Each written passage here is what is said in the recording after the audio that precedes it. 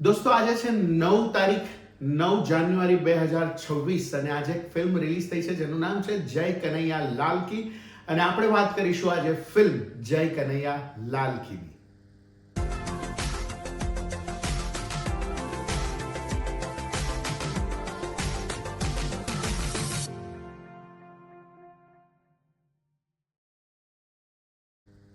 નમસ્કાર દોસ્તો, હું છું ગર્વથી ગુજરાતી વિપુલ અને તમે પણ ગર્વથી કહો હું ગુજરાતી.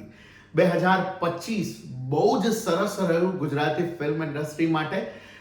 100 કરોડની એક ફિલ્મ આવી લાલો અને એ પછી ઘણી બધી ફિલ્મો હવે આવી રહી છે 2026માં. 2026ની શરૂઆત બહુ જ એવરેજ રહી. 9મી જાન્યુઆરી આજે 2026 અને આજે એક ફિલ્મ આવી છે જય કનૈયા લાલ કી. એના વિશે આપણે વાત કરીશું, ડિટેલમાં રિવ્યુ કરીશું. ફિલ્મ કેવી છે, ફિલ્મના કલાકારોનો અભિનય કેવો છે, સિનેમેટોગ્રાફી કેવી છે, વાર્તા કેવી છે, આ બધી જ વાત કરીશું આજના આ વિડીયોમાં. દોસ્તો, હજી સુધી પણ તમે મારી આ ચેનલને સબસ્ક્રાઇબ ના કરી હોય તો જલ્દીથી સબસ્ક્રાઇબ કરી લો. અગર તમને મારા રિવ્યુ ગમતા હોય તો આ વિડીયોને લાઈક કરજો, શેર કરજો અને તમારા દોસ્તો સુધી પણ આ ચેનલને પહોંચાડજો. તો વાત કરીએ જય કનૈયા લાલ કી ફિલ્મની. સૌથી પહેલા ફિલ્મની વાર્તા શું છે એ હું તમને જરાક રેફરન્સ આપી દઉં.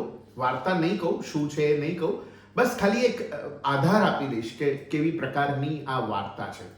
આ એક ફેમિલી કોમેડી ડ્રામા છે, ડ્રામા ફિલ્મ છે. બાપ દીકરીની વાત છે આમ, અને એક પરિવારની વાત છે, મધ્યમ વર્ગીય પરિવારની વાત છે. જ્યારે એક પરિવાર ઉપર કોઈ મુસીબત આવે છે ત્યારે બાપ એટલે કે ઘરના મોભી એ પરિસ્થિતિમાં શું કરી શકે છે એની આ વાત છે. અને જ્યારે એક બાપ એટલે કે એક પતિ જ્યારે મુશ્કેલીમાં ફસાય છે ત્યારે એની અર્ધાંગીની એટલે કે પત્ની એને કેટલો અને કેવો સાથ આપી શકે છે તેની આ વાર્તા છે જય કનૈયા લાલ કી. મધ્યમ વર્ગીય પરિવાર કનૈયાલાલની આ વાર્તા છે. ફેમિલી ડ્રામા છે અને બાપ દીકરી, દીકરો બાપ, મા બાપ, આ બધાની વાર્તા છે કે કેવી રીતે આ ફિલ્મ એક સરસ મનોરંજન પૂરું પાડી શકે છે તેની આ વાત છે. ફિલ્મ ના લેખક છે ધર્મેશ મહેતા, ભાર્ગવ પુરોહિત.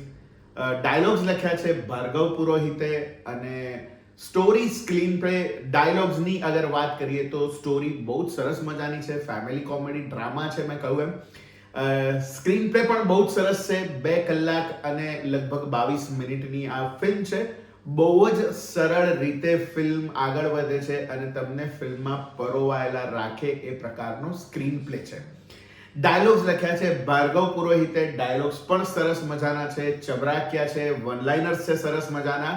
તમને ક્યાંક ક્યાંક ખડખડાટ હસાવે છે અને સૌથી વધારે તો તમારી આંખમાં 4 થી 5 વાર આંસુ આવશે એ નક્કી છે આ ફિલ્મમાં. કલાકારોની વાત કરીએ તો સિદ્ધાર્થ રાંદેરિયા, વૈશાલી ઠક્કર અને હિતુ કનોડિયા મુખ્ય કિરદારો છે.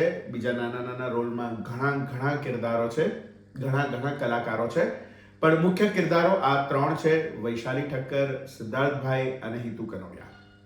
આ ત્રણેયનો અભિનય કાબિલે તારીફ છે. સિદ્ધાર્થભાઈ એઝ યુઝ્યુઅલ, સિદ્ધાર્થભાઈ હોય એટલે કહેવા પણ જ ના હોય કે ફિલ્મ કેવા પ્રકારની હોઈ શકે છે. એક આખું સેટઅપ બહુ જ સુંદર પ્રકારનું છે. આ વૈશાલી બેનને જોવાની બહુ જ મજા આવે છે. બહુ વખત પછી વૈશાલી ઠક્કરને મેં સ્ક્રીન ઉપર જોયા અને બહુ જ ગરિમાપૂર્વક એમણે અભિનય કર્યો છે. બહુ જ મસ્ત લાગે છે.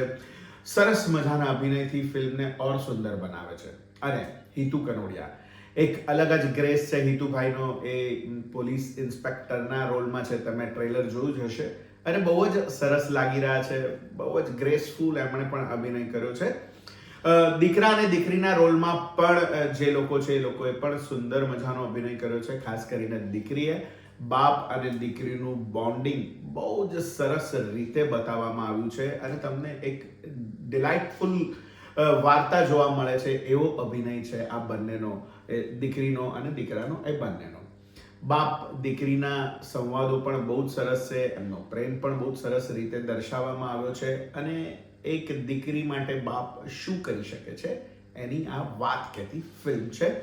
ફિલ્મના ડિરેક્ટર છે ધર્મેશ મહેતા, કે જેમણે તારક મહેતાના શરૂઆતના 500 એપિસોડનું દિગ્દર્શન કર્યું હતું અને ઘણી બધી ફિલ્મો એમણે બનાવી. ચીલ ઝડપ, મોમ તને નહીં સમજાય એમની છેલ્લી ફિલ્મ હતી અને એ પણ બહુ જ સુંદર ફિલ્મ હતી અને આ પણ એટલી જ સુંદર ફિલ્મ છે.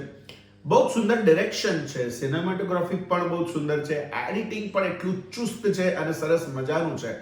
એક એક ફ્રેમ તમને સરસ મજાની કલરફુલ દેખાય છે, તમને બધી જ વસ્તુઓ આંખે ઉડીને વળગે એવી દેખાય છે અને સરસ મજાની વાત છે. નડિયાદનો સેટઅપ છે પણ બહુ જ સરસ રીતે ફિલ્મને શૂટ કરવામાં આવી છે. ધર્મેશ મહેતા બહુ જ માહિર ડિરેક્ટર છે અને એમની આ કાબેલિયત તમને દરેકે દરેક સીનમાં દેખાશે એ નક્કી છે. ગીતોની વાત કરીએ તો ભાર્ગવ પુરોહિતે મ્યુઝિક આપ્યું છે અને ગીતો 3 ગીતો છે અને 3 સરસ છે. એવું ના કહી શકે કે બહુ જ મસ્ત છે, પણ સારા ગીતો છે. તમને જોવાની, પડદા ઉપર સાંભળવાની મજા આવે એવા ગીતો છે 3. સિનેમેટોગ્રાફી મેં કહ્યું એમ બહુ જ સુંદર છે, બહુ જ મજાની છે. બેકગ્રાઉન્ડ મ્યુઝિક પણ સુંદર છે, સરસ મજાનું બેકગ્રાઉન્ડ મ્યુઝિક છે. સો એક ફેમિલી કોમેડી ડ્રામા છે આ ફિલ્મ અને સરસ રીતે એને બનાવવામાં આવી છે, સજાવવામાં આવી છે, વિઝ્યુઅલી સુંદર બનાવવામાં આવી છે, સરસ મજાનું ડિરેક્શન છે અને બધા જ કલાકારોનો સરસ મજાનો અભિનય છે. સરસ એક ફેમિલી કોમેડી ડ્રામા છે જે મને લાગે છે કે દરેક દર્શકોને આ ફિલ્મ ગમશે જ, આ નક્કી છે. મને પણ આ ફિલ્મ ગમી. કંઈક ઓછું પડ્યું હોય તો એ હતી કોમેડી. નોર્મલી સિદ્ધાર્થભાઈની ફિલ્મ હોય એટલે આપણે એમના નાટકોથી ટેવાયેલા છીએ, સિદ્ધાર્થભાઈના નાટકોથી, ફિલ્મોથી ટેવાયેલા છીએ અને આપણને એમ થાય કે ભાઈ સિદ્ધાર્થભાઈ હશે એટલે કોમેડીની ચોક્કા ને છક્કા હશે. અગાઉની પણ એમની બધી જ ફિલ્મોમાં કોમેડી ધુઆંધાર રહી છે. આ ફિલ્મમાં કોમેડી પ્રમાણમાં થોડીક ઓછી, ફેમિલી ડ્રામા થોડો વધારે છે.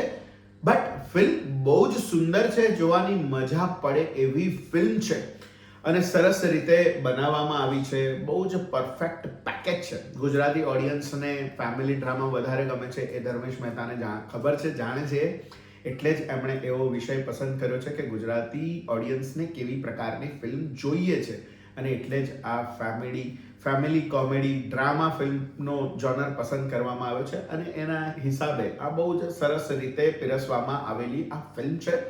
બધા જ પાસાઓ બહુ જ પરફેક્ટ છે, સિવાય કે કોમેડી થોડીક ઓછી કહી શકાય એવું છે. બાકી બધા જ પાસાઓ બહુ જ સુંદર છે, બધી જ રીતે ફિલ્મ પરફેક્ટ છે. દોસ્તો, ટ્રેલર તમે જોયું હશે તો કેટલીક વસ્તુઓ ટ્રેલરમાં ઢાંકવામાં આવી છે એટલે એક રહસ્ય જળવાઈ રહે, એક લોકોનો ઉત્સુકતા જળવાઈ રહે એવી રીતે ટ્રેલર કાપવામાં આવ્યું છે. પણ ફિલ્મની જે શરૂઆત થાય છે તો તમને ખબર પડી જાય છે કે આ ઓકે ફિલ્મ આના વિશે છે. જે ટ્રેલરમાં નથી બતાવવામાં આવ્યું એ પહેલી જ ફ્રેમથી તમને ખબર પડી જાય છે કે ફિલ્મ શું છે, શેના વિશે ફિલ્મ હોઈ શકે છે, એ તમને પહેલી જ ફ્રેમથી ખબર પડી જશે. તો સરવાળે એક સુંદર મજાની ફેમિલી કોમેડી ડ્રામા ફિલ્મ છે. થ્રિલર પણ કહી શકાય, એક નથી કહેતો પાછું એ સ્પોઇલર થઈ જશે. તો એવી એક વાર્તા છે, સરસ મજાની, બધાને જોવાની મજા પડે એવી આ વાર્તા છે. મારા તરફથી હું આ ફિલ્મને 3 સ્ટાર આપું છું. દોસ્તો, તમે આ ફિલ્મ જોવા જાઓ તો કમેન્ટ બોક્સમાં જરૂર લખો કે તમને આ ફિલ્મ કેવી લાગી અને તમને મારા રિવ્યૂ ગમે છે કે નહીં, મારા તટસ્થ રિવ્યૂ હું જે કરું છું એ તમને ગમે છે કે નહીં એ પણ કમેન્ટ બોક્સમાં જરૂરથી લખો. અને તમે હજી સુધી પણ મારી આ ચેનલને સબસ્ક્રાઇબ ના કરી હોય તો જલ્દીથી સબસ્ક્રાઇબ કરી લો. મળીએ દોસ્તો નવા વિડીયોમાં નવી વાત સાથે. ત્યાં સુધી સ્વસ્થ રહો, મસ્ત રહો. આવજો.